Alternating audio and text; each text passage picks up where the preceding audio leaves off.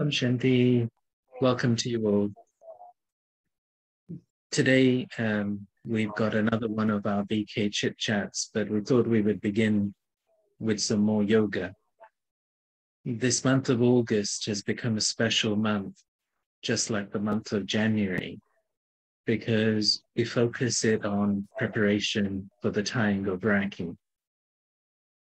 In 1991, I had spent my month of August in Madhaban when I was 13 years old.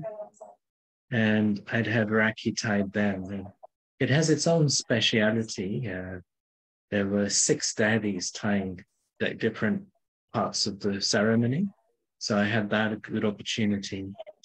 But what did surprise me was actually how noisy it was. There was this conversation happening. So I remember there's a Mohini Didi who lived in Madhabat with Daddy Prakashmani, and she was second in that line of daddies. I think she put the tilak on. And I was coming from the London Centre where Betty Janki had made Raki a time for yoga and bhakti. So I was looking quite serious, taking drishti. And she told me to cheer up. She said, "Why are you not?" And she began talking to me. And that was such a surprise. It was this. And what I learned over the time was that in India, this festival of Rakhi was really the first service opportunity that sisters got, because tying the Rakhi is part of the culture in India. And back in the days when there weren't really centers and there wasn't much of an infrastructure, many important people would not meet BK sisters. But if they said, "Oh, we're coming to Tairaki," it became culturally difficult to refuse. And this is why the festival of Rakhi was always more of a service focus in India. But when Lady Janki came to London, this was 1974. And one of the things she would teach us is, how do we have this relationship with Baba of the combined form? And one of the ways we do it is having this contract with Baba. What do we do? What does Baba do? And these were early days when Bab Dada was coming into Delhi Gulzar. So it was all quite new, because they had, of course, been used to Baba coming into Brahma Baba for so many years. And Devi Gulzar was much younger than Devi Janki. And Devi Janki would share that initially she was a bit bothered because anyone who saw Devi Gulzar, they just think of Baba. So she said to Baba that, "Baba, I'm not happy about the fact that when they see Devi Gulzar, they think of you. And when they see me, they just think Devi Janki." So she made this contract with Baba in her yoga. She said that, "I will only tie Raki if you give the experience to the souls I'm tying that you are giving them drishti, that you are tying the Raki on them." And so she was teaching us how there's this karma yoga type of contract that we have to have with Baba, that we might not have the yoga power, we might not have that stage even, but Baba can give the experience to other souls, because he is the one who serves other souls. It is not us. It is not limited to our capacity. And as part of that process, she created this type of bhakti. In the London Centre, people are always busy with service. So she felt it was important to have 2 months of the year that was focused on bhaktis. So she turned the month of January into that time of bhakti, and then also the month of August. And then that way of tying Rakhi was then spread around the world. And I think even in India, they do it like that now. So that's why this month is a month of bhajju. It's a month of us focusing. And yesterday I was watching Mohini Devi's old message from Thursday, and Baba was also talking to us about the promise of Rakhi and how it's every year we tie the Rakhi to reaffirm our promise of purity.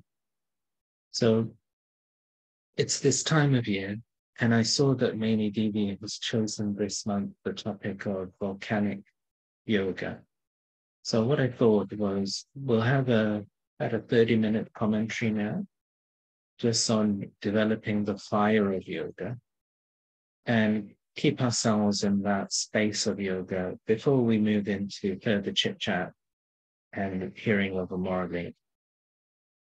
So I won't put music, as I said last week as well, that sometimes through Zoom, you put the music, you can't hear the person speaking. But if you would like to put music on your end, please feel welcome to do so. And also, if you want to have a particular picture of Baba in front of you, or you want to sit in a particular space, then I'll leave you to do that as you prefer. There's no particular formula that you have to follow. The main thing is that you are in a comfortable space for yourself. So the first thing that we always do is make ourselves soul conscious. And with this soul consciousness, we've got 2 points from this week's Moralies, this 2 definitions of Om that Baba gave us this week.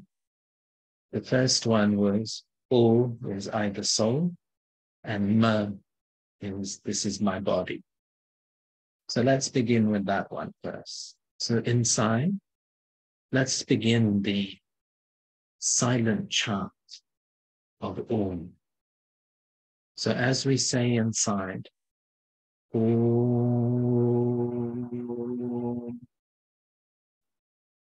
the O, let it take us to the centering of the form, where I, the soul, am sitting on my immortal throne. And then as we come to the Ma, think of the body, the immortal throne, the vehicle, and remind ourselves that we are 2 separate entities that have become combined as a human being. So inside, you can just take yourself into that chant.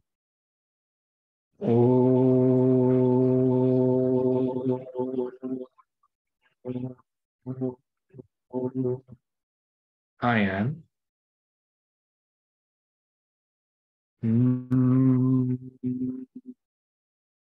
This is my body. So just spend a few minutes internally chanting, and this is called the soundless chant of Om.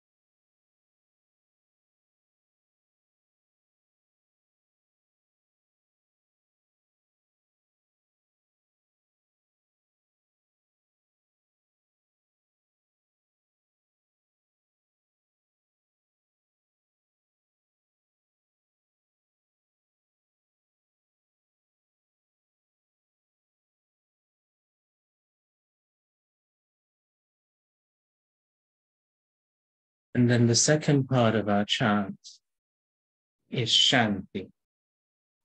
And Shanti means silence.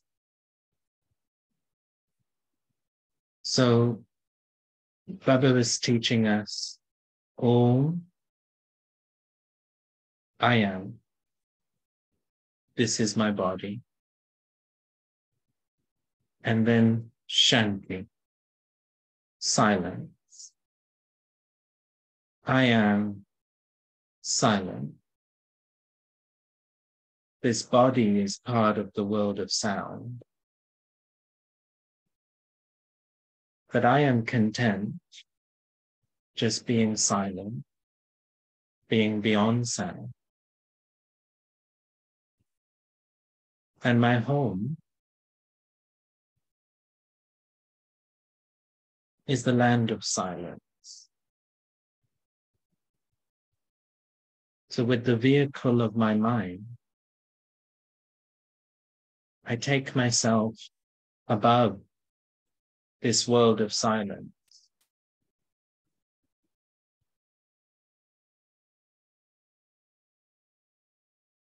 And I take myself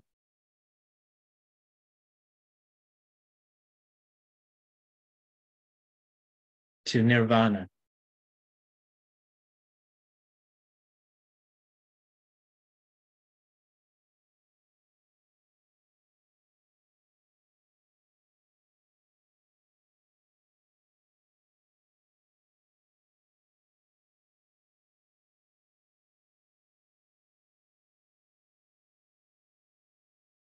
This is my sweet, silent home.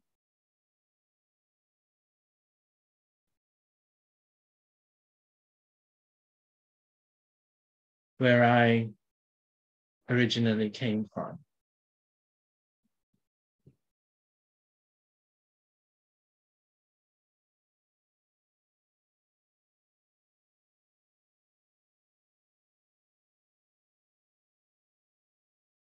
And the second Om that Baba taught us this week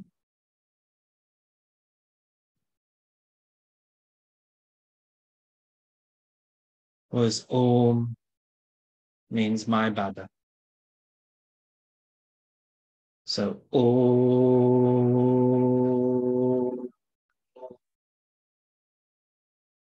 This is I the soul.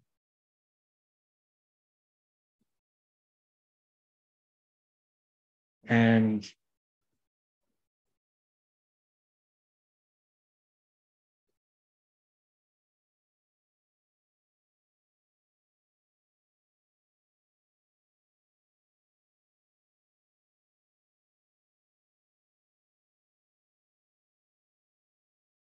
the Ma is my Baba.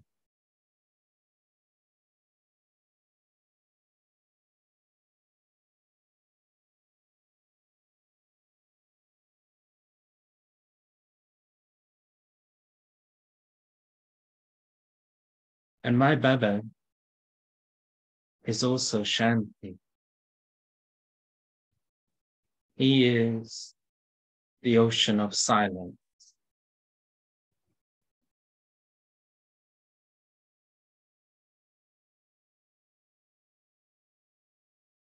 I am silent.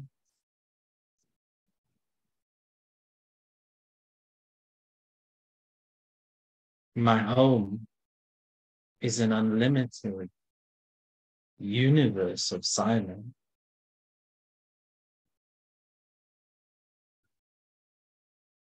And my Father is the ocean of silence.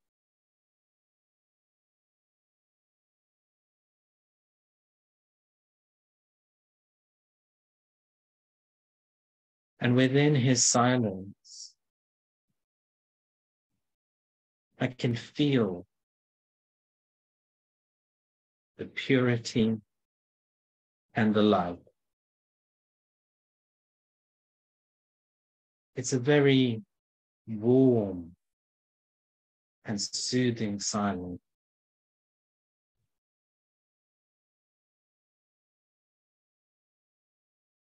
Baba the ocean gives me perspective.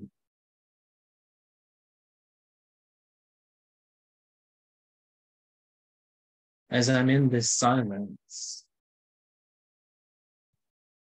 I begin to realize very clearly that the drama down below is a game. It's a play. It's not so serious. It's not so important.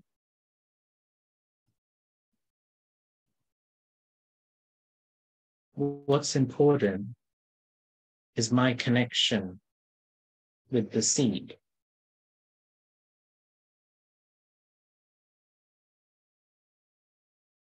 I've been connected with the tree down in the drama for so many centuries.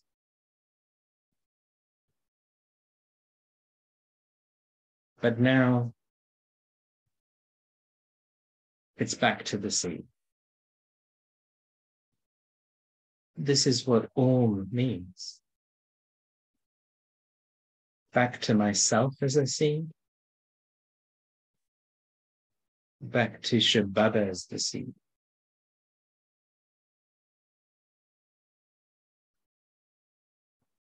And I reach out my mind like a hand, and I touch the seed. And I feel the seed reaching out to me.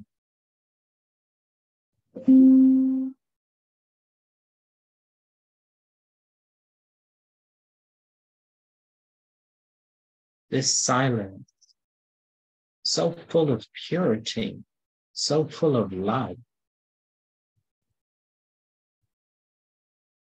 becomes my world.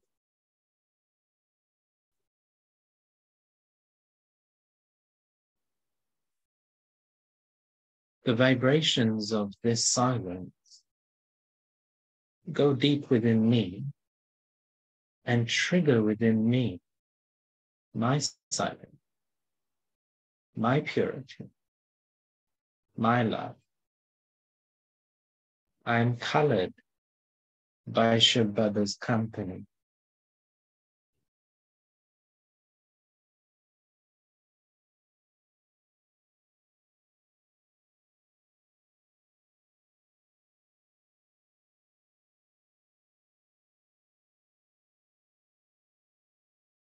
And I look at Shiv Baba and I marvel.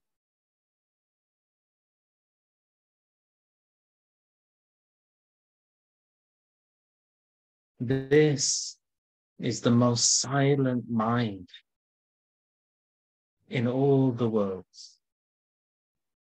And I'm very fortunate to be sitting with such a silent mind.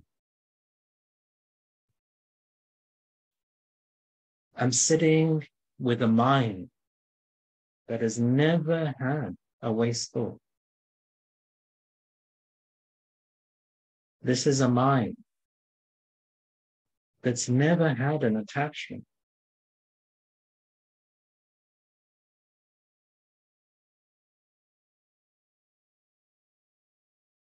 There is such clarity.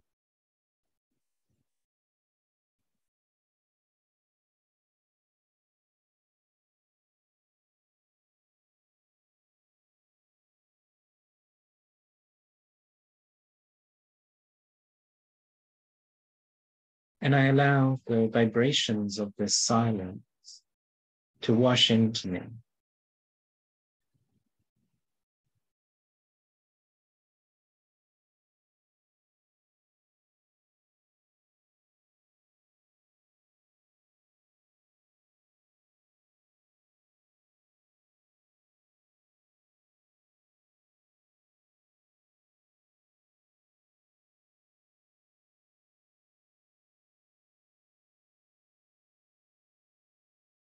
And as I concentrate on Baba, I continue to look deeper into him.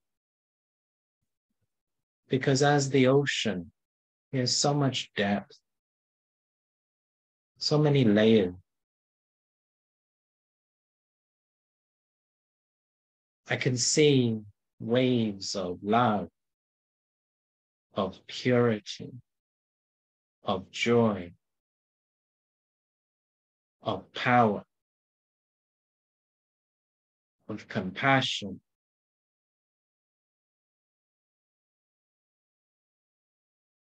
And I enjoy receiving the vibrations of each wave. The waves cascade onto me. There's like an ebb and a flow.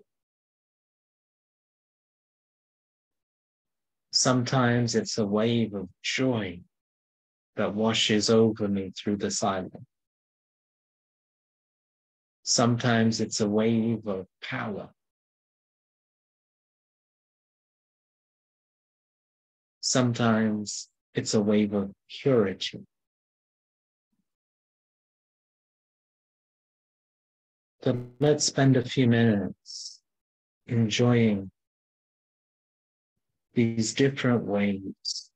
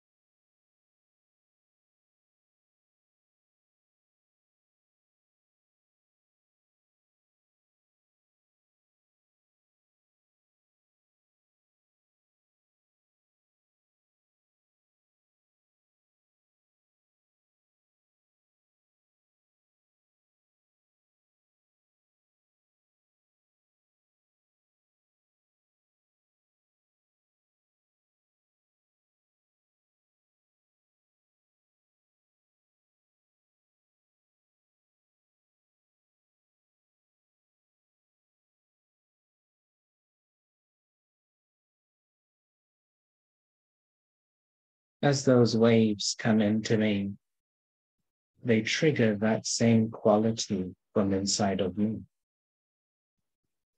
So as I receive the wave of joy, it emerges the joy within me. As I receive the wave of love, it emerges the love within me. So let's spend a few minutes experiencing how Shiv Baba's vibrations emerge our deeper quality.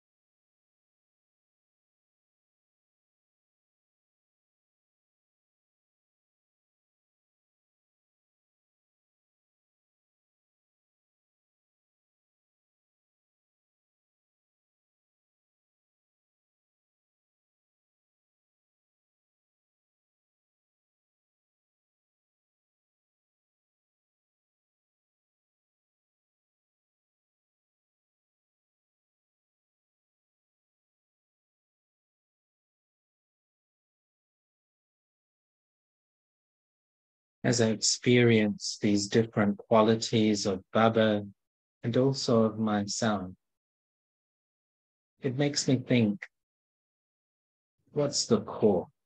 What's the deepest quality? And as I look at Baba, I can feel him smiling. I look at myself and I ask myself, what's the core? What's the deepest thing within me as a soul?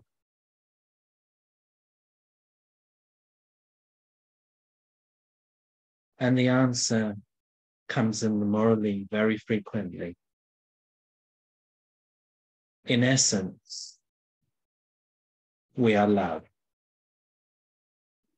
We souls are lovers of God. That's what defines us. Even the role that we play in the drama is dominated by that. And so this is what's deepest within me.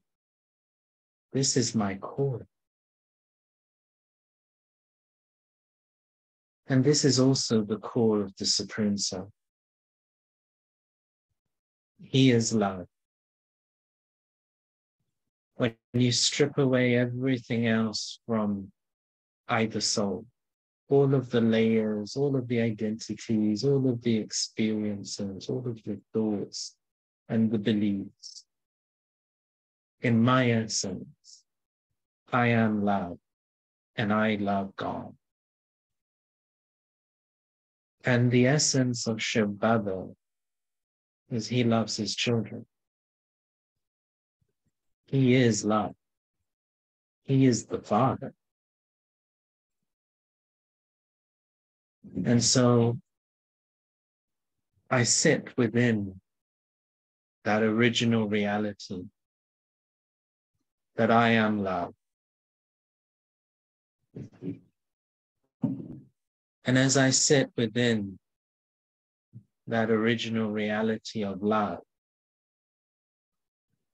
I also see the heart of God,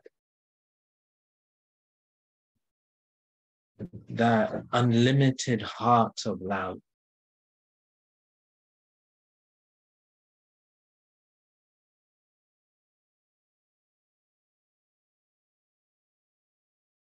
This is the fire.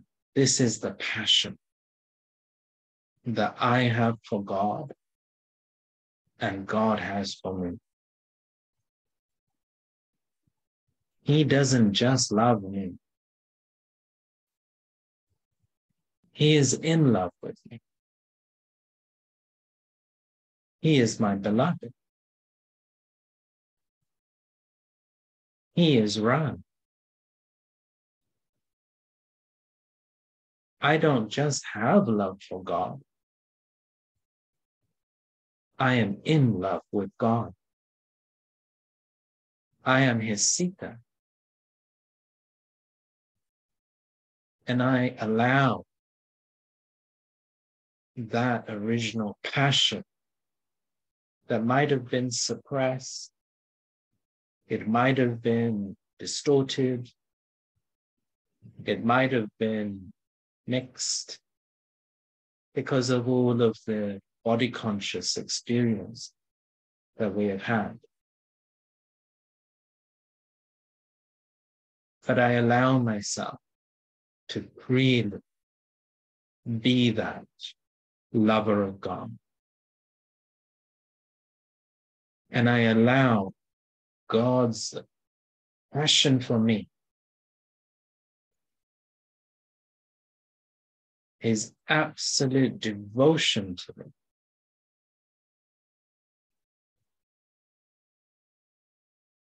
to also be experienced. And I sit within this passion of God's love for me and my love for God. And this passion ignites a fire.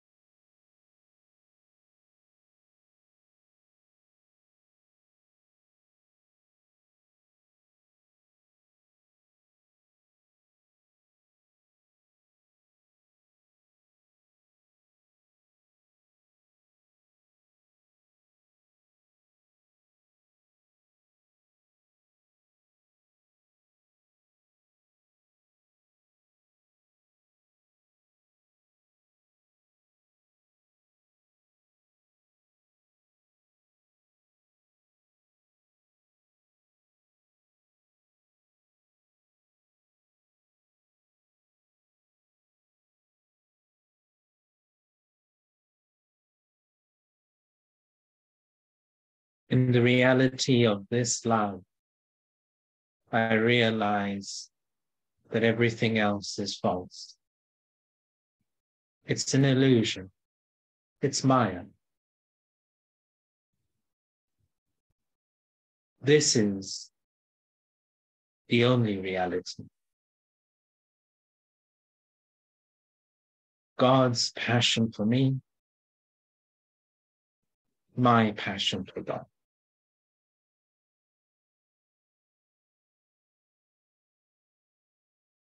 This is the original state of the soul.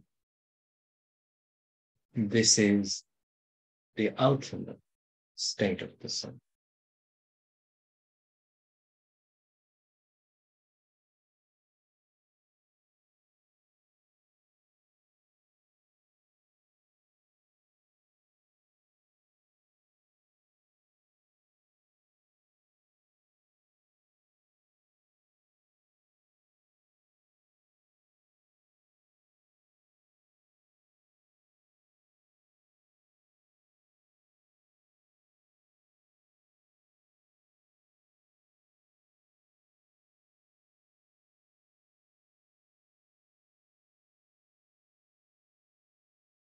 In the Morales, Brahmaveda tells us how sweet Shiv Baba is.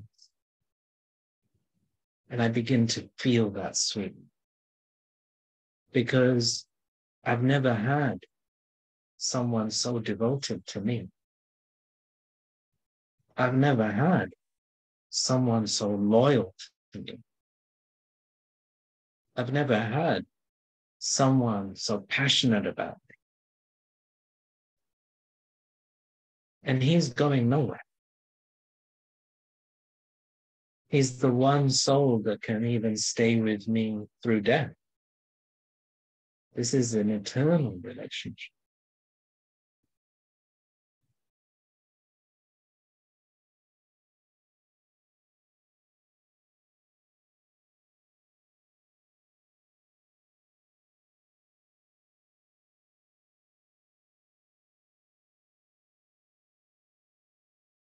And it's in this stage of love that I experience Raj Yoga.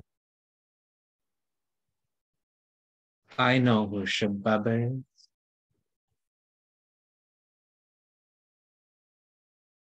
My heart is full of love and faith. And I'm in my self-respect.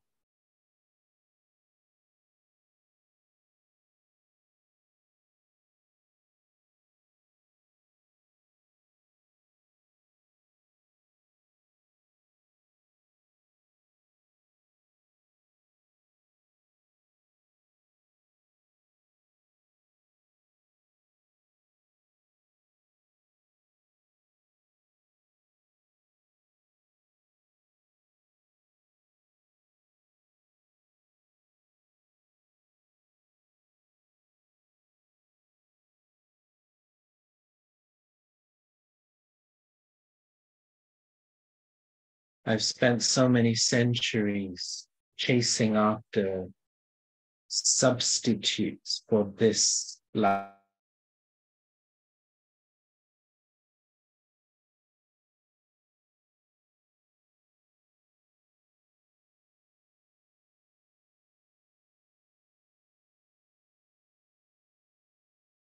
But there's only one thing that matters.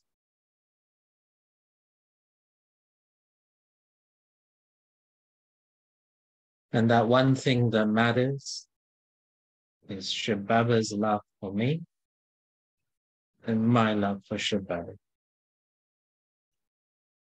And let me stay in that experience.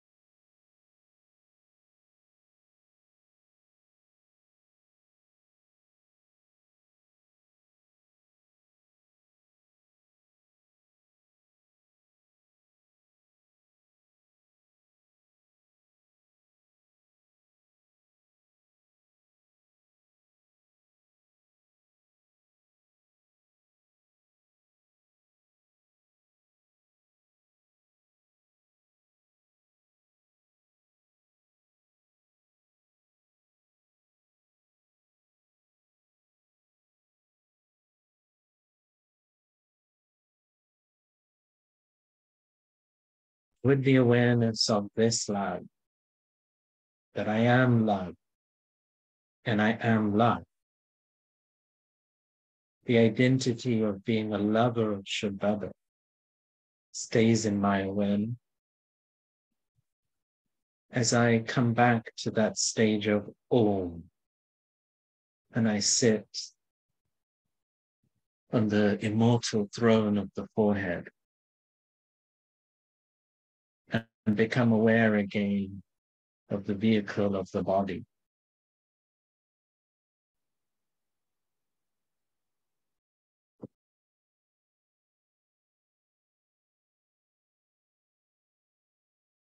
And with this awareness of love,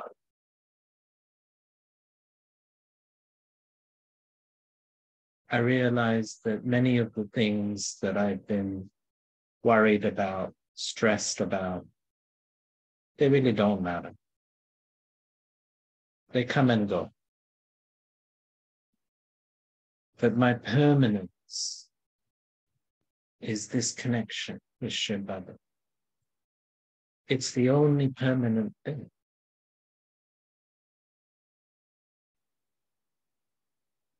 So let me make my mind and heart stable by being connected to something permanent. This is Raja.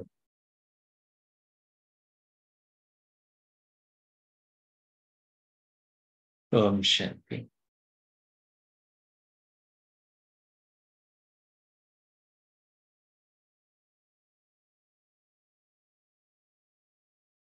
I hope you enjoyed the commentary and the experience. And I wonder if any of you who are with me here live would like to share your experience.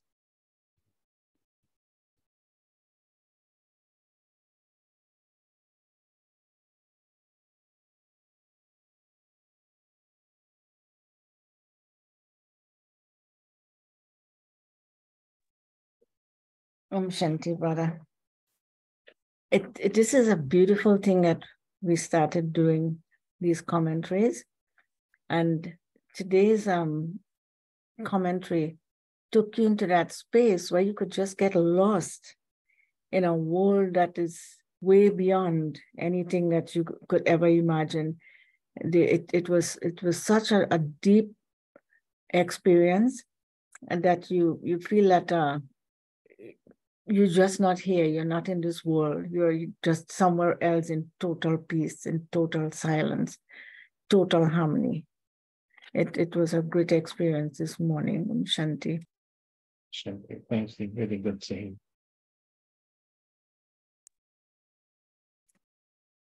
Shanti. Today's experience was so much better than the last one. You know, I really felt absorbed in Baba's love from the very beginning. You know, and Baba is love, I am love, and nothing else matters. So that felt it like if Baba was just, and last time when I shared, you know, saying I'm on the outskirts of it, I was within Baba's love and showering within that region with Baba. Om Shanti. Thank you. Thank you. I can also see change on your face as well. It's like so it's like an internalization. You've inculcated it. So then it becomes more visible on the face as well. Om Shanti. Judy, did you want to share? Om Shanti. You know, Brother Shailen, throughout life, there have been times, momentarily, phases in my life when I draw a blank, and it's like I go into a period of nothingness. And that's what it feels like, because now I understand that that is where I focus on God, and being able to reach God and being able to really touch that love is the experience I had this morning with you. So I couldn't understand throughout life why sometimes I go into a state of nothingness, like I draw a blank. And I think this is the experience I feel when I meet God, because I'm not thinking about nothing, nothing comes to my mind. And so the experience this morning reminds me of those times when I go into this period of nothingness. Om Shanti. Thank you.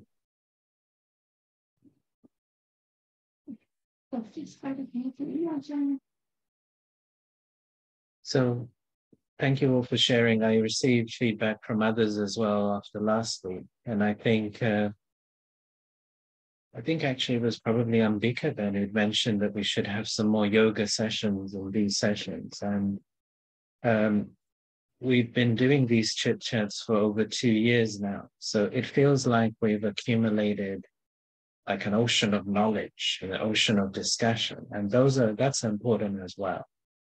But I think what you're all saying is right, that we do need to now add in more yoga into these sessions and balance that out, because we know a lot, but we got to experience what we know. This is what Baba is telling us. You've got to experience every point of knowledge and also every virtue and every power.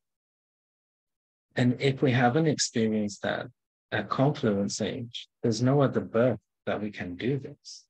So we have to do it now. Now, one of the things I was bringing into last week's commentary and this commentary, which I got the feeling was not totally clear for all Brahmins, is that we're meant to use the points of the morally then as a commentary. So like this practice of what is the meaning of Om. We had a couple of nice definitions this week in the morally. But when Baba is speaking that, he's doing it from a stage of experience, of being the embodiment. And we can have a habit of just listening theoretically to something that has to be felt. And what we need to do is develop this practice of taking 1 or 2 morally points each day and developing that experience. So that one I was building into the morally. And then we get things like Brahmababa telling us how sweet Shibaba is. We've had quite a few times recently Brahmababa saying he's the most merciful, the most compassionate one. He is the seed. So the idea is that we understand that through knowledge. That's important. But then we've got to feel it. What is the experience of it? And so what my advice to brothers and sisters is that from each day's morally, you pick 1 or 2 points to then practice in yoga that day. And as you do that, it will become yours. It will then not be Brahmababa's experience that you know about. Because the Muralis are the combination of Shiv Baba teaching us knowledge and Brahmababa sharing experience with us. And we wouldn't really know who Shiv Baba was without Brahmababa sharing these experiences with us. So we're very fortunate to know that. But just knowing Brahmababa's experience is still a little bit like Bhakti, right? It's still like in Bhakti, we're also talking about how others achieve things all the time. But we ourselves, we didn't get that experience. But at confluence age, Baba wants all of his children. He says, you all got the same right of a Baba. You all got the same access. You all got the same availability. But this is now down to your practice. So each day I like to do this. And then over the course of the week, I'm reflecting. So the things that I record in the daily thoughts of the Murli, I actually then do practice that in the day. And so I've been having good experiences with that. And things like connecting with Baba as the seed, they're very, very beautiful experiences. Thinking about how Shiv Baba is the one soul who can be with all souls. He's connected with the whole tree, and marveling at this capacity. And then also experiencing how yoga helps in everyday life. So as I practice these things, I connect with the seed. It came in it came in a blessing a few months ago, that if you love the seed, then the tree cooperates with you. And so I have this experience a lot, all the time actually, of gaining cooperation from all directions. But the foundation is actually the yoga practice of experiencing Baba as the seed. So what you will find is, as you take these points of the morally and then you practice them in your yoga, you will unlock some spiritual blessing and powers that will then begin to alter your life. You will see tangible effects of this. So I would recommend to all beginners to become yogis, and then also become ones who experiment with yoga, utilize yoga. And then you will see, not if you just do it once, you have to actually sustain this over time. But if you sustain the yoga over time, you will see it beginning to alter your life in very powerful ways. So I can give you many, many testaments to that.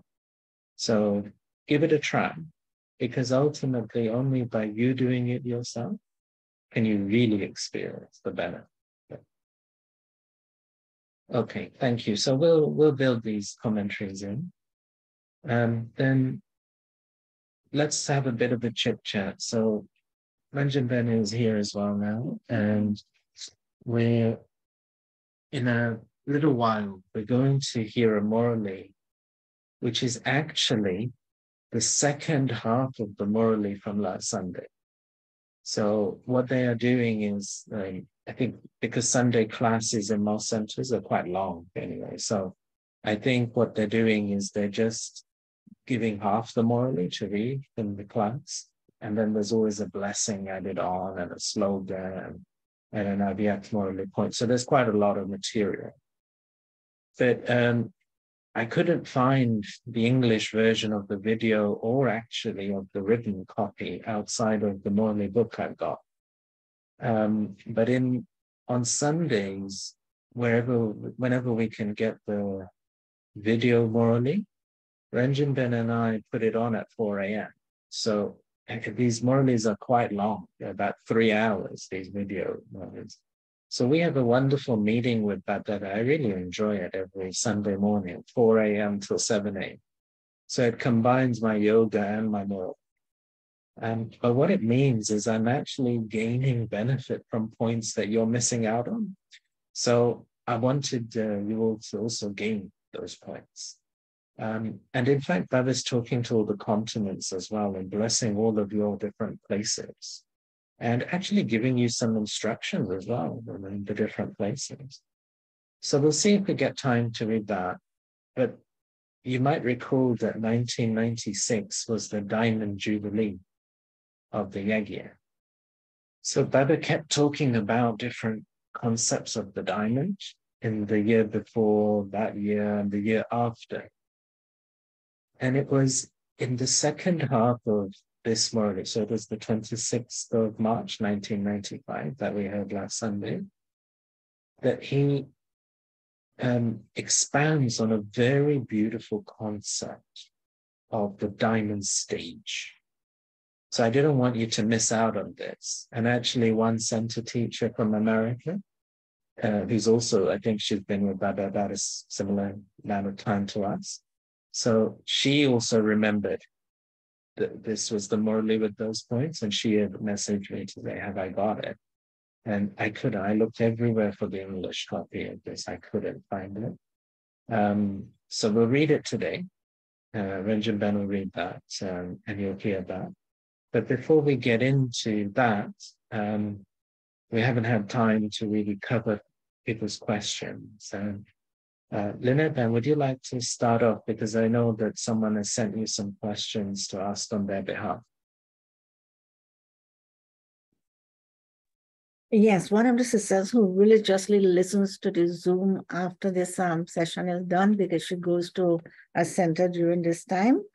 She asked me to ask this question. Well, she had two questions, in fact. She's saying many Brahmins come to Gyan with their children. What methods can they use to encourage their children to stay on this spiritual path as they grow older?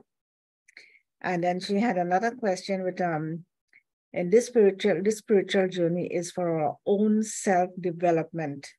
Yet many Brahmins seem to compete with each other, and then there are feelings of jealousy or comparisons or comments. Some even want to be in front or to be treated with respect. Is this a healthy practice? Well, no, it's not a healthy practice, but this is what she's experiencing where she is. Shanti. Thanks, and thank that sister. Two good questions. So I'm going to take the second one first, because I also had a separate question that someone has asked, which is around this theme of developing self-esteem, and I think it's connected with that second question. So the thing is, when we come to Baba, we don't really have self-esteem. We have body-conscious self-esteem, or we got body-conscious low self-esteem.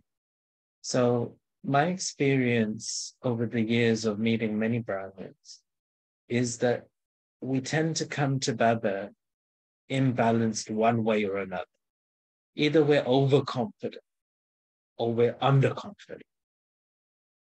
And of course, we're all mixed, so it's a bit of both. But you tend to find some Brahmins, they do love themselves, but they love themselves too much. And then you've got some Brahmins, they don't love themselves and they don't respect themselves. Now, both are unhealthy. And Baba has this way, you'll see in the Murlis, that why he calls it a yoga is those of you that have practiced physical exercise yoga, you'll know that it's a push and a pull, right? You stretch upwards and you stretch downwards. You stretch forwards and you stretch backwards, because the human body, it works on counter stretching. So if you stretch one way, you actually will end up injuring yourself. So you can be real expert stretching one way. You can be so flexible stretching to your right side, and then actually you can't even move in your left side. And that's not help. That's not help. So what Baba does, some Brahmins, they listen to the Murlis and they say, how come Baba is contradicting himself? But it's not a contradiction. It's a counter stretch. And so what Baba is teaching us is having too much self-respect is not good. And not having self-respect is not good. You got to have the balance. You got to be humble and have self-respect. So our journey with Baba is a bit of finding our balance. And along the way, we will stretch too much. We will stretch too much. So let's take the example of someone who is coming with overconfidence into their Brahmin life. Now, as this sister is suggesting, her observations are that some Brahmins will be competitive. That tends to be the souls who are overconfident. Now, what will happen over time is those souls will hopefully learn that actually we all need everyone. So in the next couple of weeks, I'm going to talk to you all in these chit chats about my Rakhi promises. I'm going to make 3 or 4. But one of the ones I'm going to inculcate for this coming year is something that came in the bold message that Sister Mahini brought at the opening of the reopening of the Global Retreat Center. I really noted it very powerfully. I thought it was very beautiful. Baba said to us, don't just consider yourself and others to be special, because you are all special. But consider yourself and others to be important. And I really noted the language Baba was using. Then he said, don't just consider yourself and others to be important. Consider yourself and others to be valued. And I really think this is something I have learned over the years.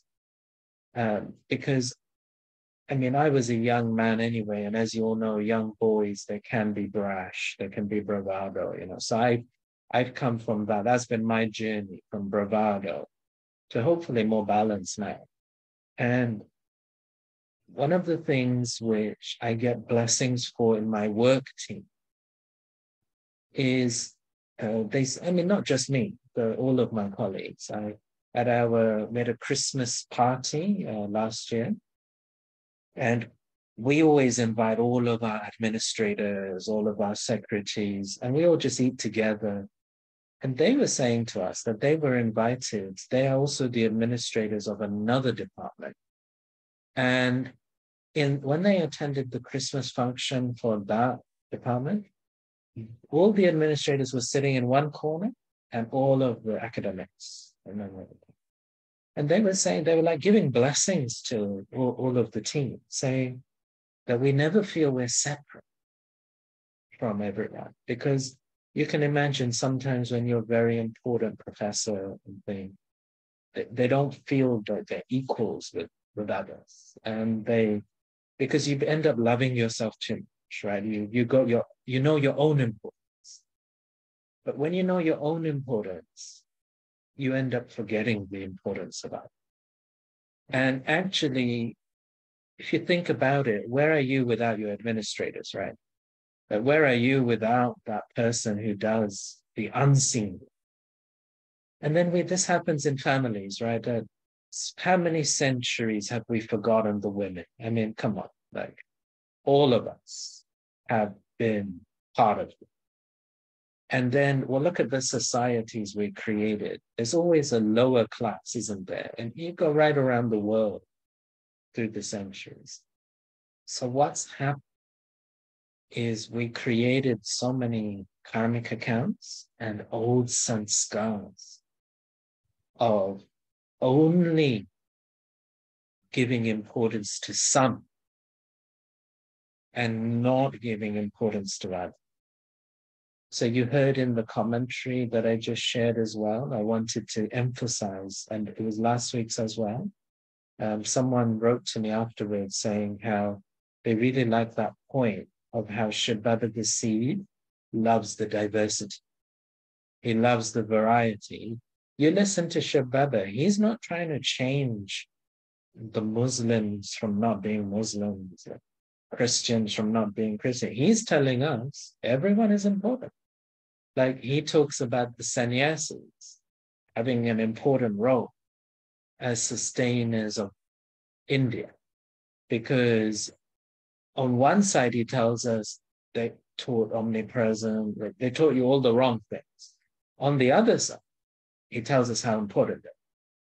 Because if you think about Indian culture and language and traditions and food, colonialism wiped out many other countries' cultures. Or even if they didn't wipe them out, they became very heavily suppressed. They became very much a minority.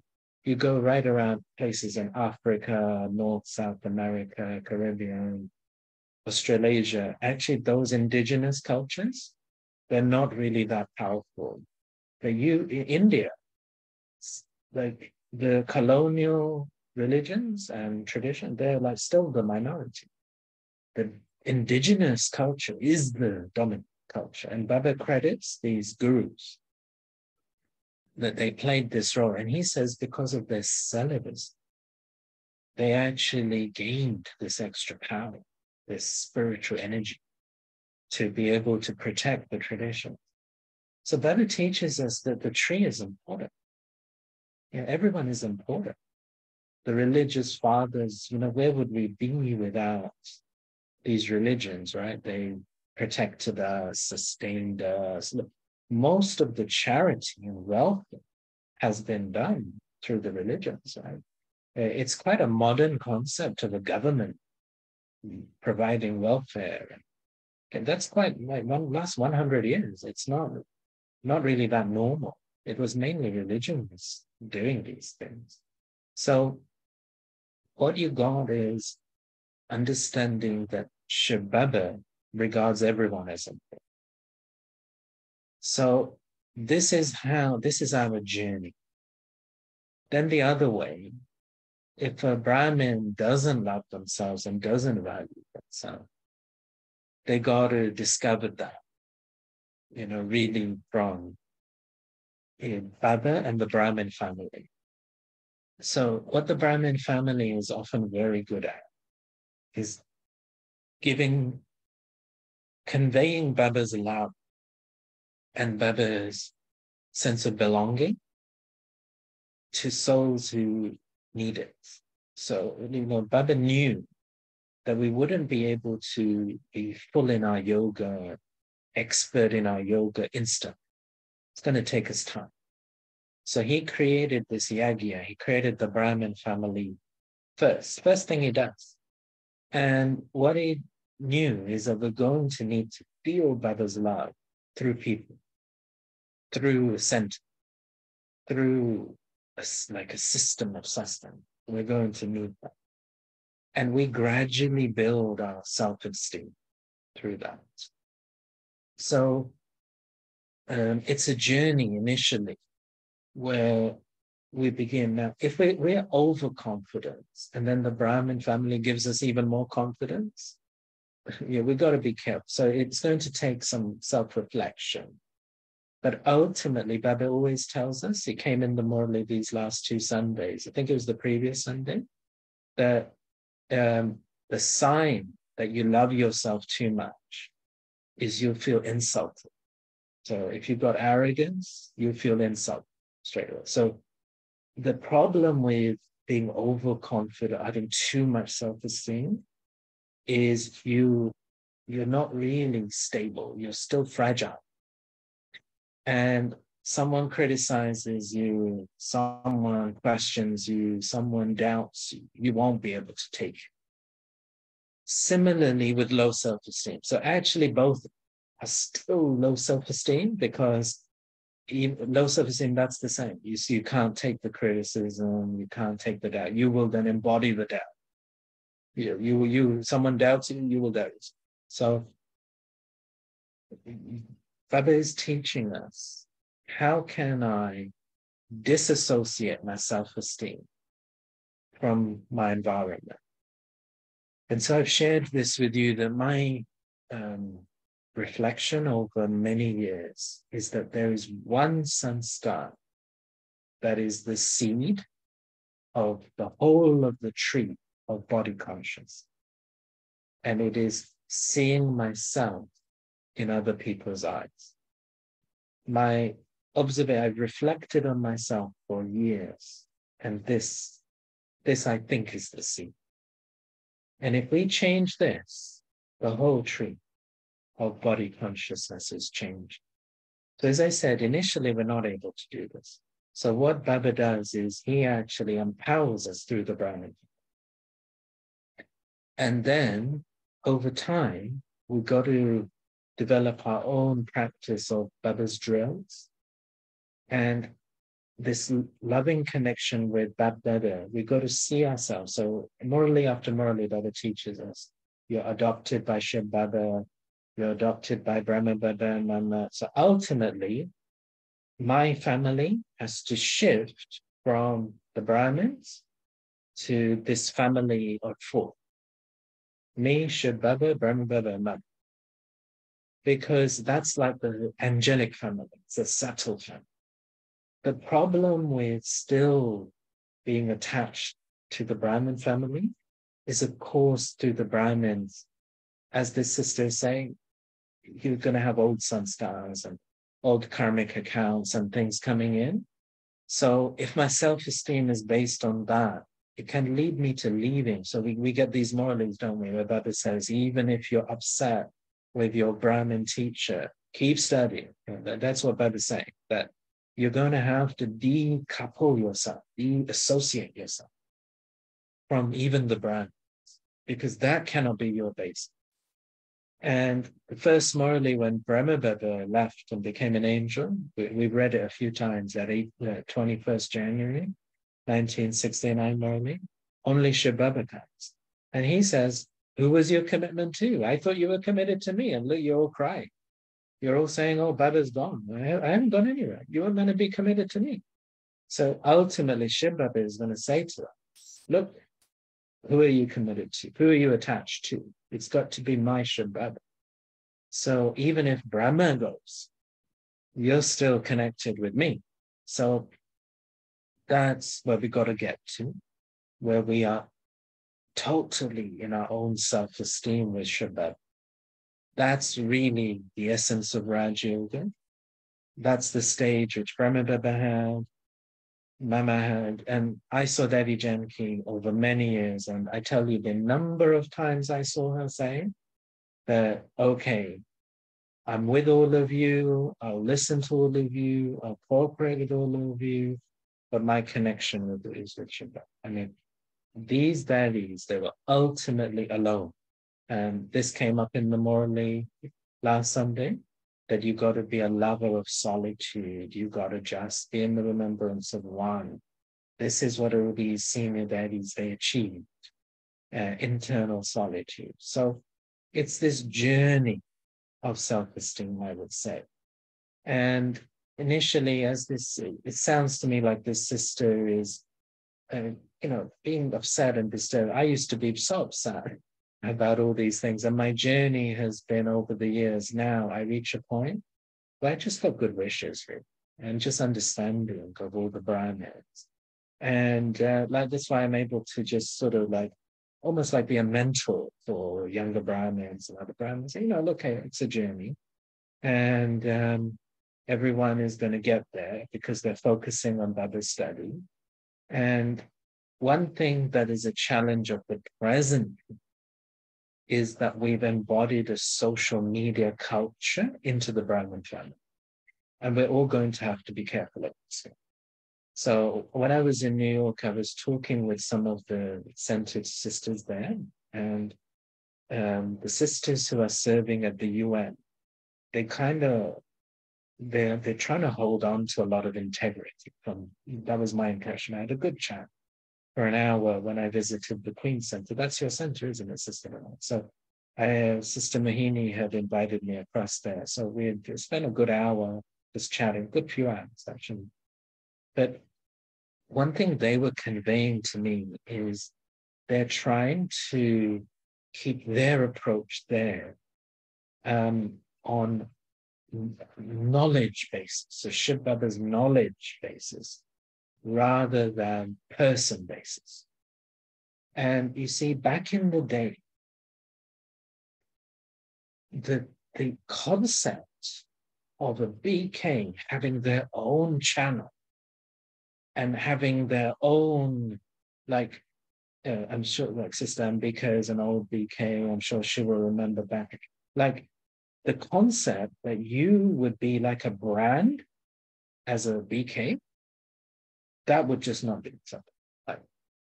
Because the understanding was that Bhakti meant that you are like a guru and you sort of are turning people's attention to yourself, and that was a sinful action.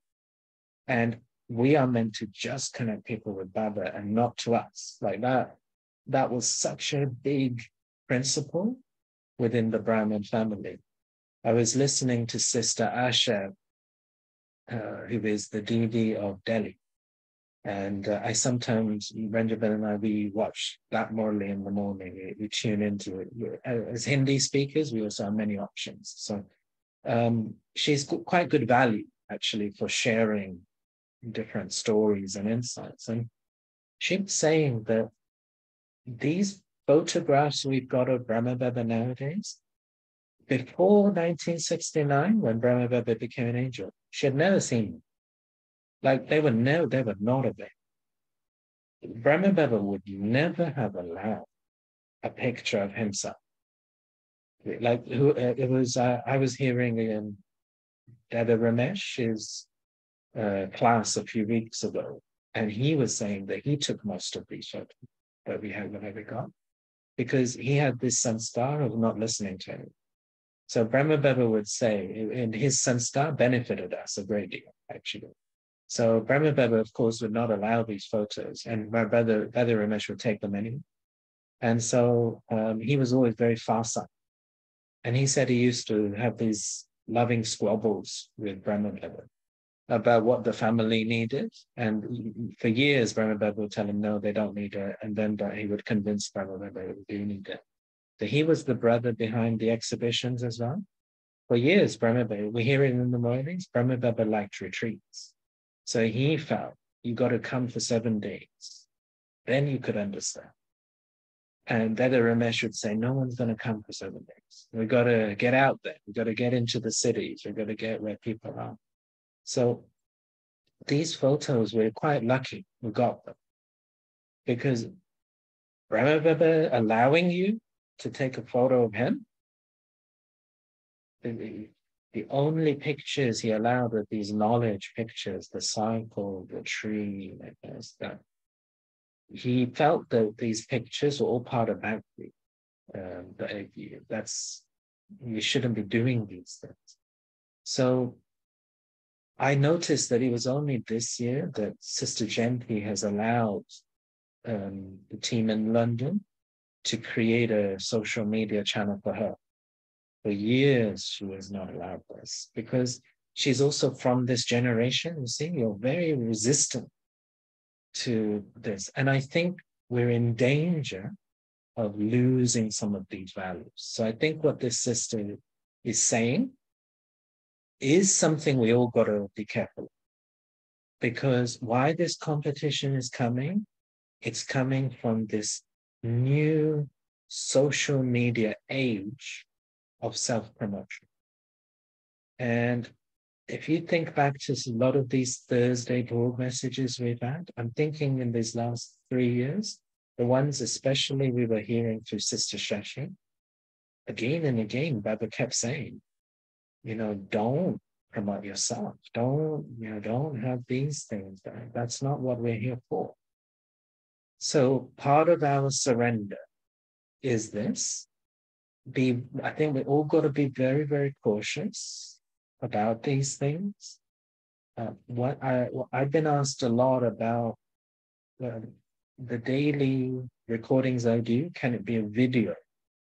And I've always said no, because I felt that if I record a video, people will remember me rather than the content.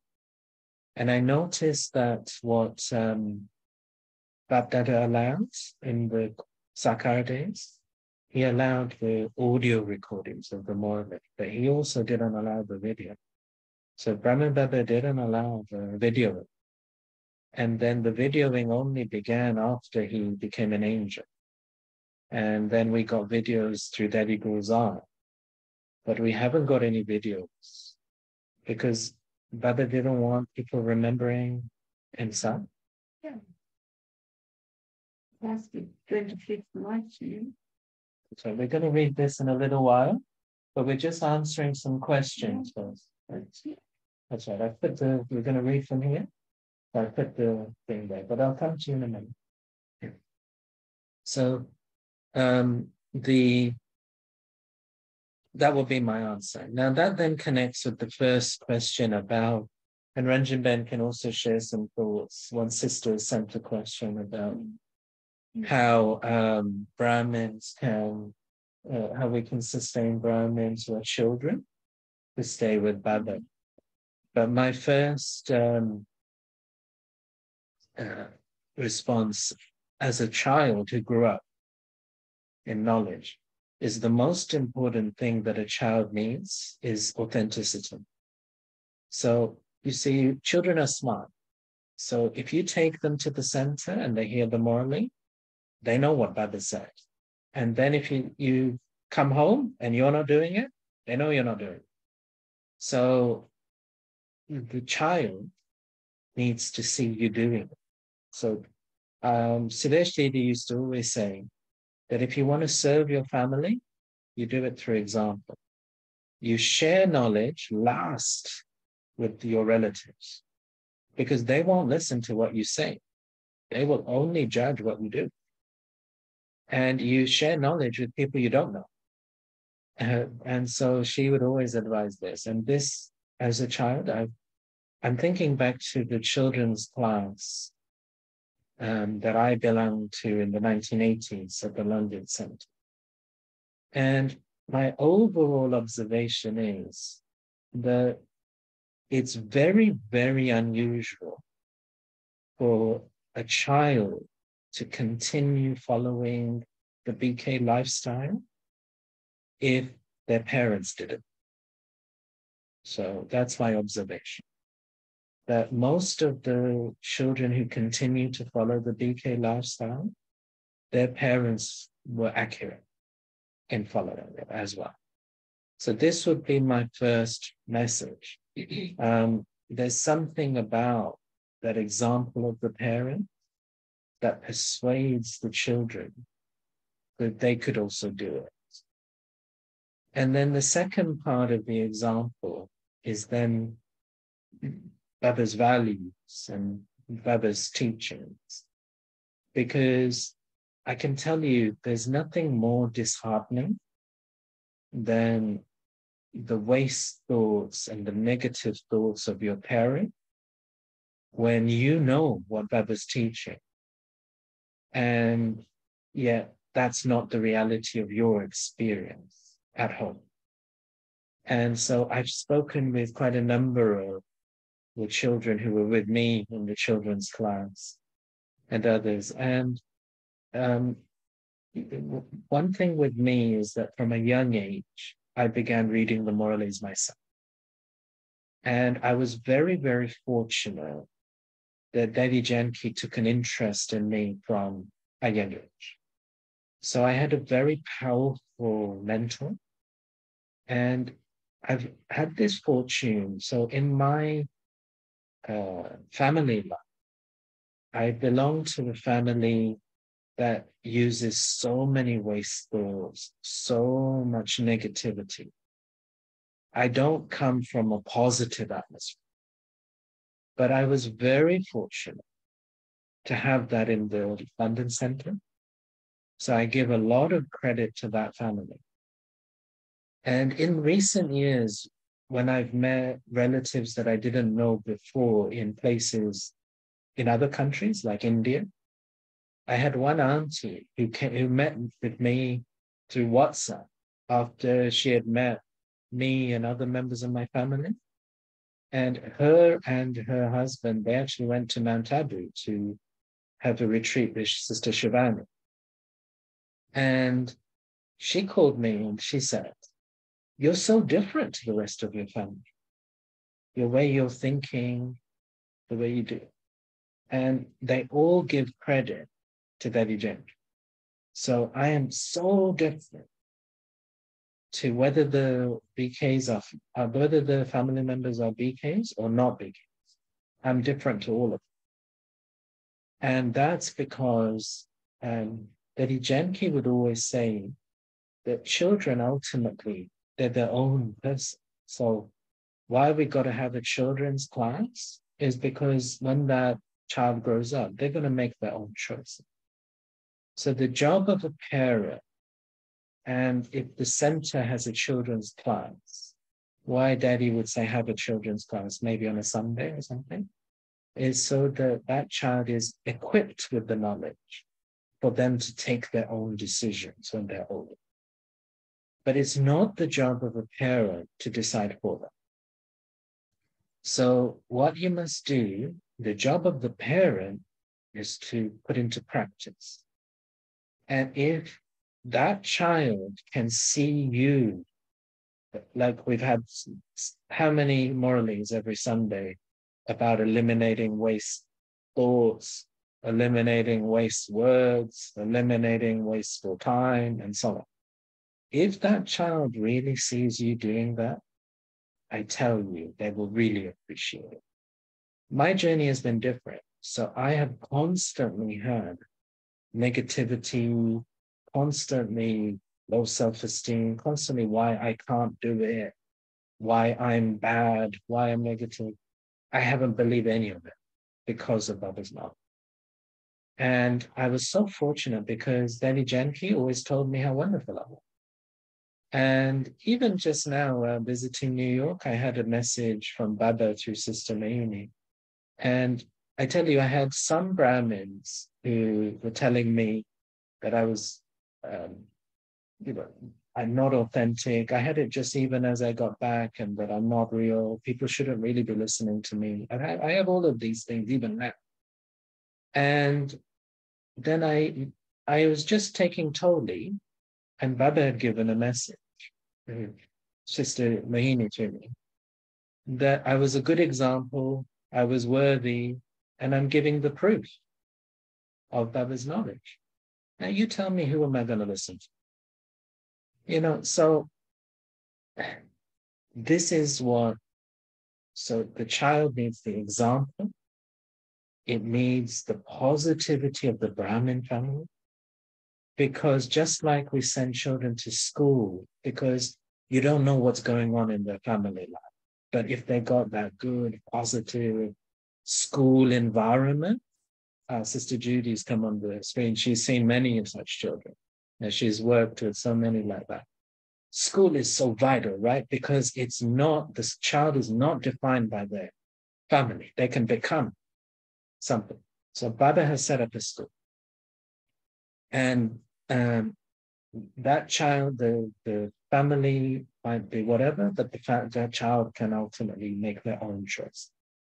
But I tell you, it really helps that child if the parent is following things properly. That's much, much easier then. But if the parent, just like you got pushy parents in the world, like they want their child to be a tennis player, they want their child to be a violin player or something, and they're just forcing that. Actually, you just create resentment. So then what would happen is the last thing the child will be is a BK, because you forced it so much on them that they are just going to push away. So even if inside they want it to be a BK, they will definitely not be a BK just because you want them to be a BK. So, you got to remove your desire as a BK parent. And you got to be. There's a beautiful writing from, many of you might have known, Khalil Gibran. He was an author of the early 20th century. And one of his writings is that your job of a parent is to be like an archer. And the archer fires the arrow, but then does not go to that destination. So the child is the arrow that you have fired, but they got their own journey, where they land, where they go. So that will be my advice. Ranjan, do you want to share any advice? You said I just looked at, the main and a parent, the children. I mean, but they're nice children. They come. They're like, no, but they used to say to children, Shailen used to sometimes take up children's class, and some of the children said, what puts them off, he said, their parents listen so much, and then after that home, they are totally, you know, of course, it's of what Baba said. And so the children, it puts them off sometimes. Yeah. So that's why I think, for parents, they have to be careful. They need to first understand and practice, put Baba says into practical life. Like Baba says, everything. You are not those Raj yogis, yog lagane wale to yog, but your life should be of a yogi. It's the life in values in life should show through your features, your behavior, body language, everything. And even if your children, everything, then they will be encouraged to follow. But then again, everyone has, because we forget that they had their previous so many births. So everybody has their accounts, their sanskars for different parents, different births. So, often Sudesh Ben also used to tell me that, you keep worrying, it's the attachment and worry that I always worry that when he goes to school or something, he gets into bad company. And she said, no, he has brought his own sanskars, he has his own thoughts, you have your own. And so it's no use worrying that much. Well, and Ranjan has this habit of anxiety and worry, and she became a single parent when I was a child. So in her mind, that I was just going to be I was going to be a drug addict and a drug dealer. He hasn't got a father. He's just going to be.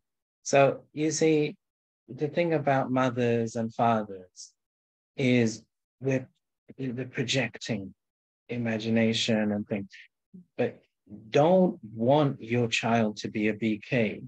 Want yourself to be a great BK. And that is the greatest gift that you can give your child.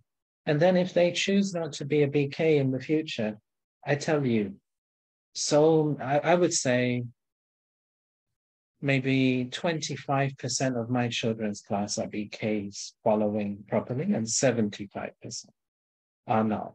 And they all had so many times they met back better, so many times.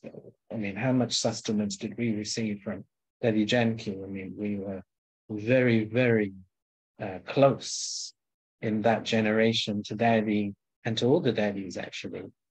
But that doesn't correlate to them choosing to be a BK. But they're all very special people. So even if they've gone and got married and they are parents themselves now, I was meeting with two souls. They were like, I was the youngest member of my children's class. I was 4 years old. And the brothers who were older in that class were 11, 12, 13, 14. So I always just looked up to them a lot and followed them around every day. And I met with one of them last year, maybe the year before. And I haven't spoken with them for 20 years, 25 years. And these two, one brother, one sister, they were both in the children's class, and they're both a couple now. So when I was speaking with them, I could feel the depth of their humility. And they were more humble than me. I could feel it just through speaking with them. So I could see that they've got virtues that I don't have. And so there's certain qualities that Baba has filled even within children who then don't follow that BK lifestyle, that they carry with them throughout the rest of their life. And these are very, very special, talented souls. One of them, I can think, he was like the star of Mother Baba in the 1980s and 90s, because he was a double foreigner child who could read and write Hindi. He learned Hindi fully. and reading and writing as well. I can't even write English. So, you know, but then, so I really think the main message must be, don't impose, but be the example. Judy Ben, I saw you come on the screen. Did you want to come in? Shanti, can I say something? You know, Brother Shailan, all 11 children, seeing the strength of my mother and the humility of my father, made us become successful in the end through all of the turmoil and the problems we went through. We were steadfast and we became successful in the end. And it's all because of the strength, the examples, the strength of my mother and the humility of my father. That's what I think about right now as we're talking. Yeah. It's, you see, there's a question, is can we really teach virtues? Well, to an extent, but you can't be role models. You just cannot. And Bab Dada provides us with examples. Shib Baba keeps telling us, look at Baba, look at his example. So even Shib Baba can only teach to a level, theoretically. But he says, see Father Brahma, follow Father Brahma, look at the daddy, look at their example. And then in the Brahmin family, we're surrounded by examples. But really, we've got to learn from everyone, don't we? So that would be my message. I hope those are comprehensive answers. And also to the brother who sent me the question about self-esteem, I hope that also answers. But that's a topic we can continue to revisit. Now, thank you, Leneva. And now time has flown on. I think we're having fun, but 1 hour, 45 minutes has gone. And I do want you all to hear this passage from the Morally. So I'm going to hand over to Ranjan Ben now. And it just starts at the bottom of this page, this final sentence. Where's the thing?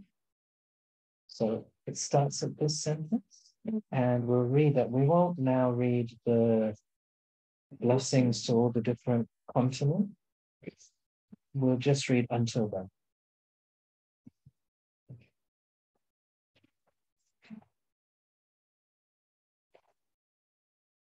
So this, if you missed my introduction earlier, that last Sunday we heard half of the full murder, and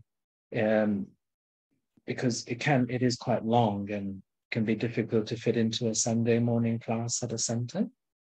But I had watched the video of the Morally, and there was this lovely passage around becoming a diamond, and it fits really nicely with what I've just been saying as well. So let's hear that. And it's thinking about the effect, the energy when we become authentic. When we have inculcated something, we become a diamond. There's a natural vibration that shares into the world. So, Om Shanti, good morning to all. Well, it's good afternoon, actually. Well, if you remember last week's Murli, the Baba was talking about thoughts. And so it was Baba said the most elevated treasure of Brahmin life is the treasure of thoughts. And then Baba wanted to say that this year Baba wishes to see everyone's savings accounts overflowing. There is a lot about contentment, remaining happy, and then to double foreigners. Baba said, Baba likes their honesty, but Baba does not like them to cry. They're crying. But then now Baba is saying that now you are making plans to celebrate the Diamond Jubilee. In the Diamond Jubilee, Bap Dada wishes to see one scene of the children. Whenever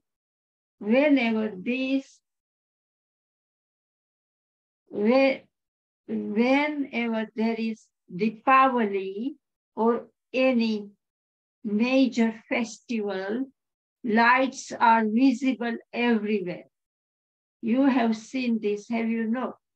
All of you must have an important festival day in your country.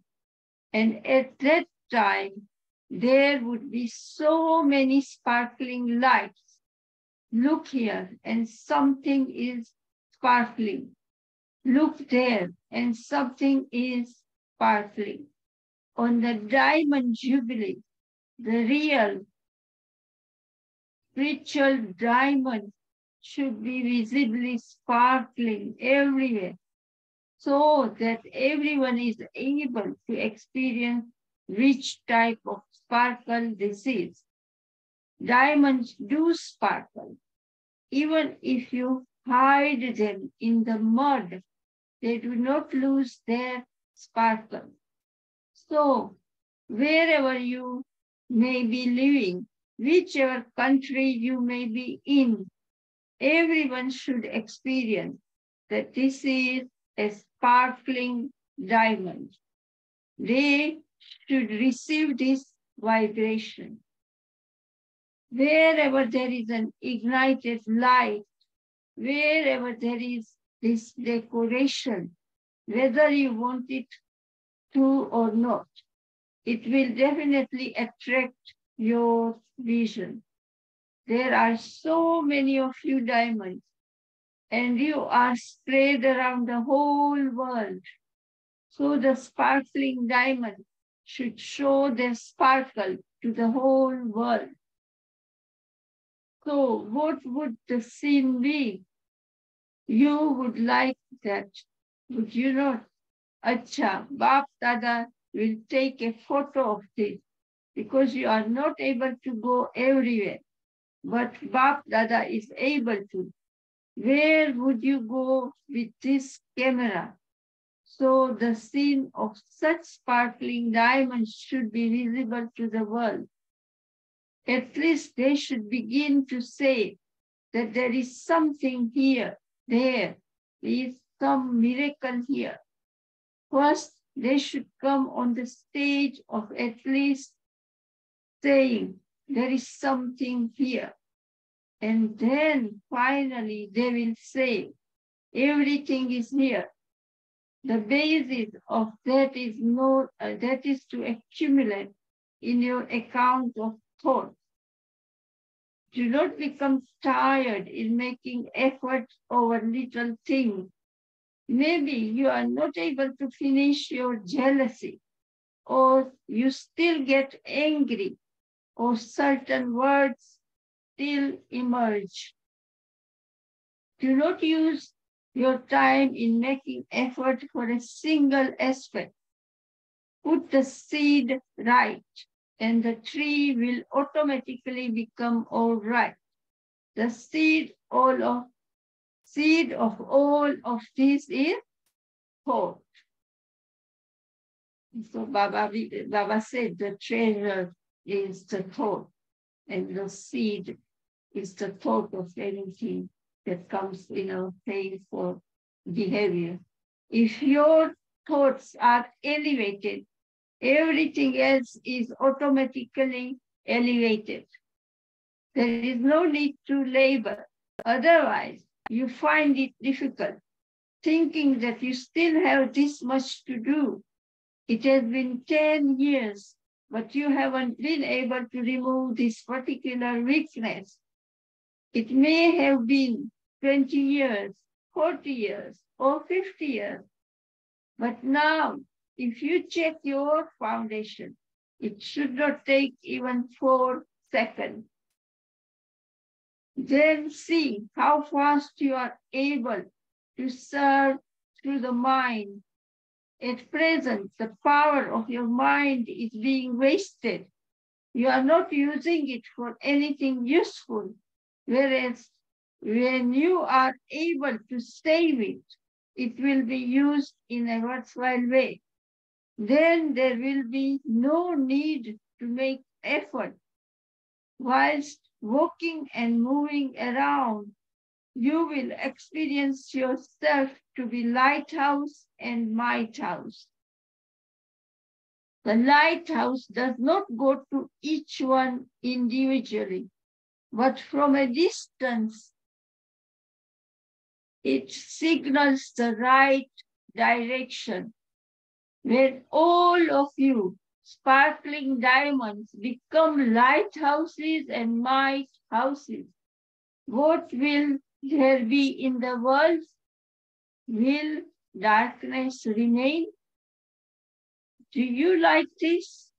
Or will you just have Diamond Jubilee programs and then the Diamond Jubilee will finish? It is not like that. First the self and then the world. Even now, look at what you say and what the others, the great Mandaleshwars say. Mandaleshwars are the highest position of sadhus and sannyasis. We have a highest position. And they have to study a lot, you know. Only then they get that position. Say, whatever you say creates an impact and touches their heart because you do it practically and then tell them, whereas the others simply tell them. So everyone finds this different, do they not? The impact of one who does something and then tells others is completely different. Here also, you say that whatever this particular sister or brother says touches the heart. And for others, you feel you just heard their lecture and that is all. So what is the difference? One is to simply say and the other is to do and then say. Means to become the embodiment of whatever Baba says, of whatever virtues and Baba's knowledge, and then say that has a great impact. This automatically creates an impact in their world. All of you are diamonds, are you not?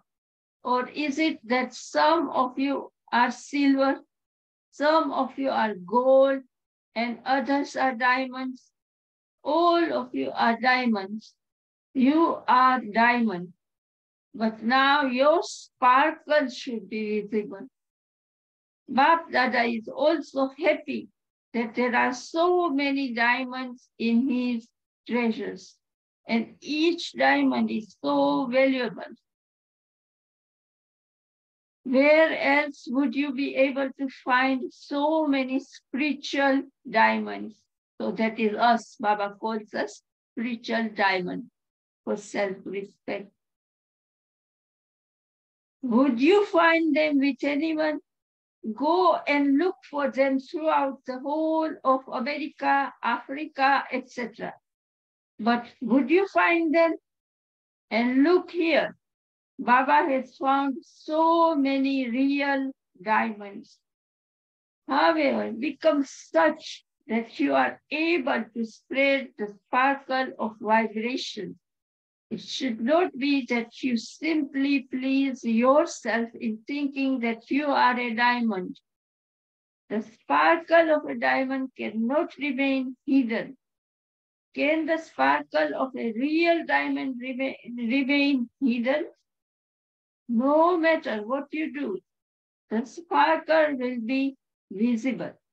In fact, what you call real diamonds nowadays are not real diamonds.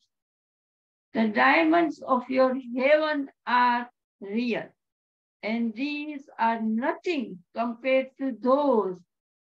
Here, Baba means to be, our palaces and everything will be studded with real diamond.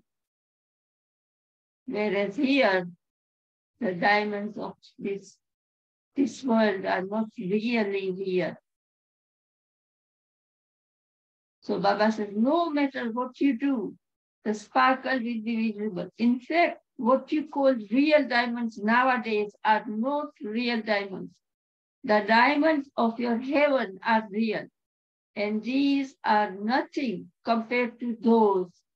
Here, even at the very end, the sparkle of someone who is special diamond will reach here. The sign of a real diamond is that its sparkle will spread far, just as when a light is lit, it spreads everywhere. The more powerful it is, the more it spreads. So, through your vibration, the sparkle of your real diamonds should spread, and they will feel that there is something here.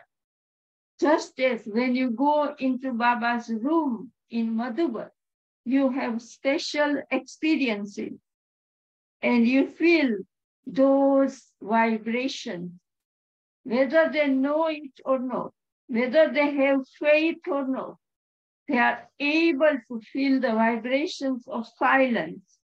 Your companions should feel the vibrations that yes, this one is sparkling.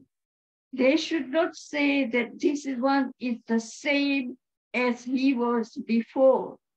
When your companions receive these vibrations first, then the vibrations will spread far. You have the power of transformation, do you not? Or are you lacking it? You have good power of transformation, do you not? Those who wish to bring about transformation do not take time in thinking they will do it or that they will see about it. They feel, I have to do this, whether someone else does it or not. Everyone likes making excuses a great deal. There is no one who does not know how to make excuses. You are all clever. What excuses will you give? This happened, and this is why this happened. This one did this, and this is why this happened. In fact, Baba says, I am all right. But while moving along, this one hit me, and so I fell. If I hadn't been hit, I wouldn't have fallen. But because this one hit me, I fell. Why are you not able to protect yourself? Baba is asking. It is the duty of the one who is hurting you to hurt you. And so, is it your duty to defend yourself or to give excuses that this one hit you and this is why you fell? Is it your duty to defend yourself or the duty of others? They're using the word defend yourself, but in the Hindi it was look after yourself. Your job is to look after yourself. And about that passage, Baba mentioned jealousy. So Baba says you have to be attentive, be careful, alert. Because if someone is jealousy, you know, they don't want you to win in a race, they put their feet to make you fall. There's a word for that, isn't it? What you call that word for when they couple? Stutter. Isn't it? Stutter. But I think that you described it well. So, is it your duty to defend yourself or the duty of others? This too is an excuse. When this will be okay, then see, you tell many very good, very sweet things. From tomorrow, when this happens, I will become a very fast effort maker. Then tomorrow, something else comes up and it becomes the day after. So do not give excuses. Because we said that tomorrow never comes. So Baba means that tomorrow will never come. Do it when you can. So do not give excuses. Claim a number in the flying stage. Do not take a number in giving excuses. No matter how much darkness there is, No matter how much darkness your cooperative companion may be in. You cannot say because there is darkness all around, I am not able to give light. You are the light for the darkness. Are you not? You say it was dark and this is why I stumbled. Where were you? The lighthouse. Are you not able to give light to yourself? Each year has been passing by. Now do not have ordinary thoughts, but make a promise. You may leave your body, but you must not break your promise. No matter how much you have to tolerate or how much you have to transform yourself, you must not break your promise. This is known as determined thought. You think very well, and Bap Dada is also very happy. I will do this, I will do this. You please everyone, but now, along with determination, add the word constantly.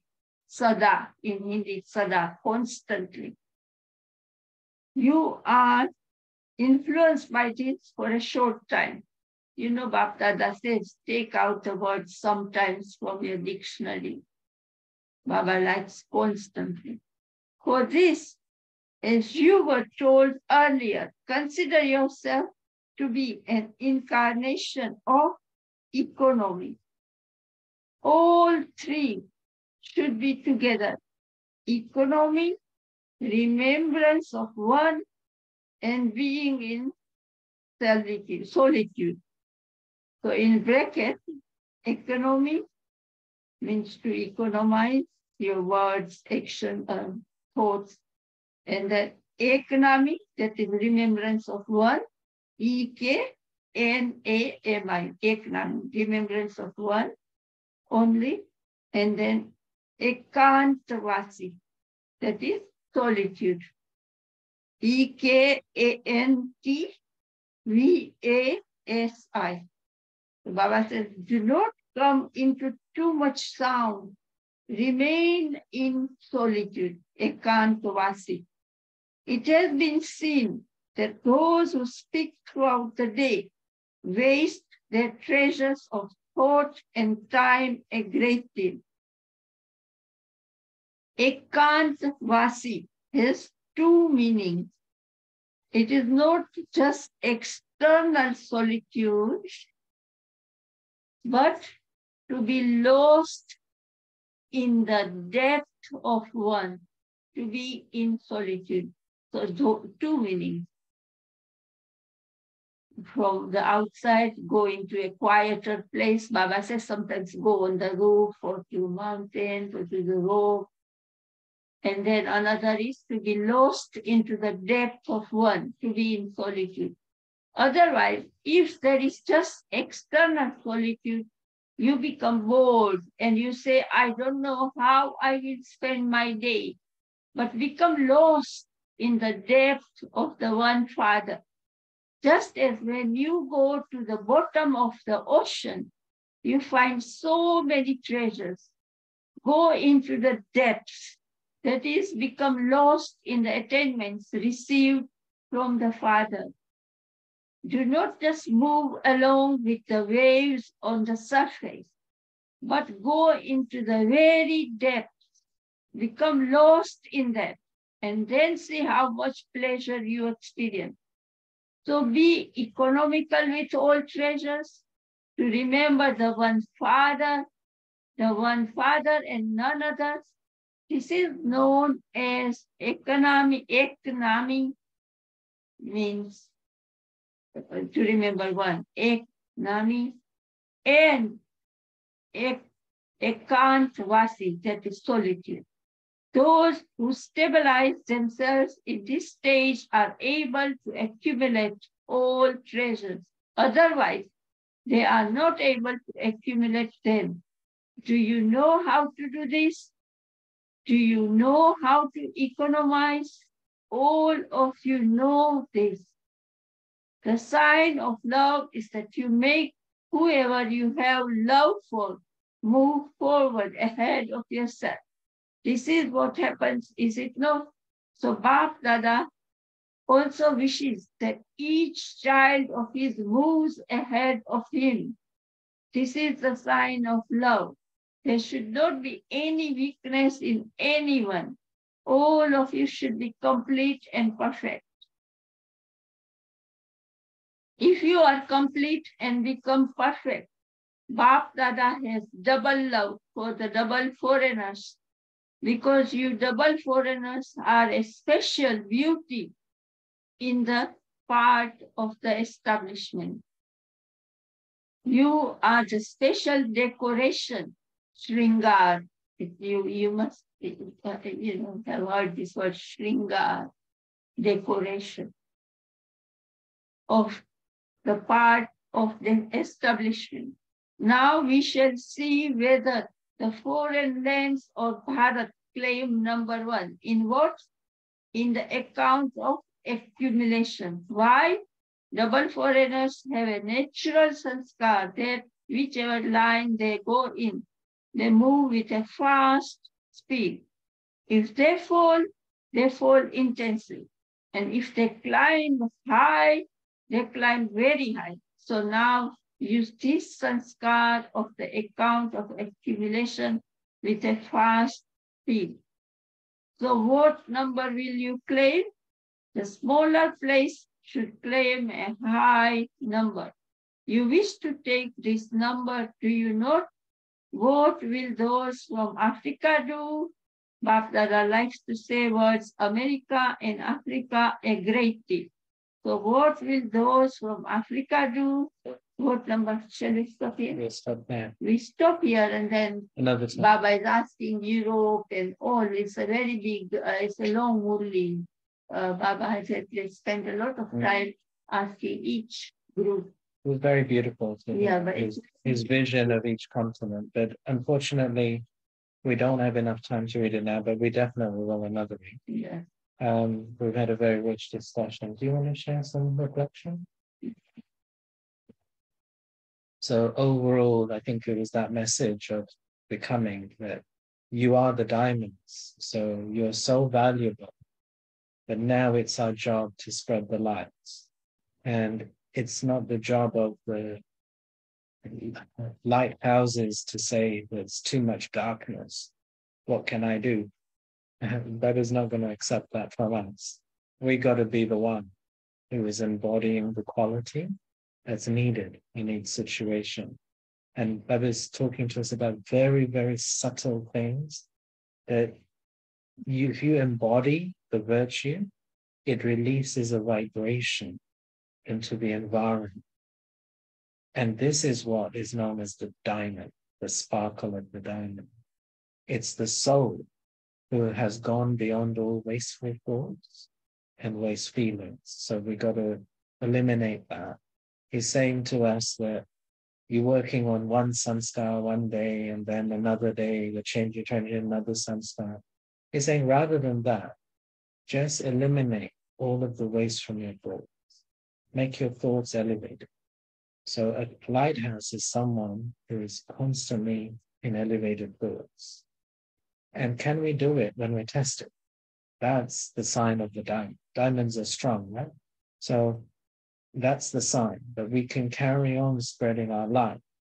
Obviously, what good is a lighthouse if when the waves come, it just goes out? The job of the lighthouse is to work in the storm. So this is what I was saying. His diamonds are spread around the world deliberately. That we are all in different places because we got to spread the light where we are. And he also doesn't allow us this excuse that the people who are with us, they don't appreciate us. Those who are further away, they appreciate us. He says your companions have to notice your light. They got to be the ones that feel your vibrations of change. And then that light will spread further. So it's got to be he doesn't allow us to run away from anything. We got to be where we are with the karmic accounts and show that we can use the powers and the virtues and the knowledge there. That's what it means to be a Daimon. So let's reflect on all those things. Does anyone have any final reflections on this today? Just a quick line. I think because Baba knows our word, he sees our word. Some of us have not fully recognized the word. Once we understand our word being true diamond, then the jealousy, the lack of self-respect, low and high self-esteem on the worldly level, all that will dissolve. Oh, Shanti. Yeah, I agree. I was looking on an energy level, that Bab Dada have made themselves the most incognito out of all of us. And it comes in the Morley as a song as well, that who is the one who created everything and then hid themselves away. And so, Bab Dada, they're more effective when they're incognito. So they are actually, it's all very subtle, very energetic level. And we got to make our intellect subtle. So wherever we are, we're always spreading energy. And I'm Shanti Cicely. So she put something in the chat here. Yeah, very comprehensive. Yes, we're spreading the light and energy where we are and beyond.